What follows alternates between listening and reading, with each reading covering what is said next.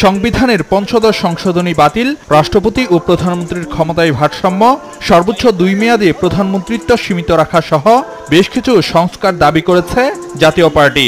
আর এই ক্ষেত্রে অন্তর্বর্তী সরকারকে প্রয়োজনীয় সময় দিতেও রাজি দলটি। সংস্কারগুলি করে তারপর নির্বাচনের বিষয়ে সরকার বা এই সরকারটা চিন্তা করতে পারেন এবং সংস্কারগুলি করতে গিয়ে যতটুকু সময় লাগে সেই বিষয়ে জাতীয় পার্টির পক্ষ থেকে সমর্থন থাকবে। প্রধান উপদেষ্টার সঙ্গে বৈঠকে 20 দফা প্রস্তাব তুলে ধরে গণফোরাম।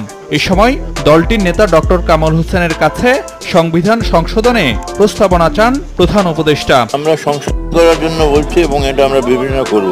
সুন্দর আলোচনা হয়েছে এবং আমরা লিখিত প্রস্তাবগুলো দিয়েছি ওনার কাছে, এটা উনি গ্রহণ করেছেন। এছাড়াও প্রধান উপদেষ্টার সঙ্গে বাংলাদেশ জাসদ, 12 দলীয় জোট, জাতীয়তাবাদী সমমনা জোট নেতারা বৈঠক করেন।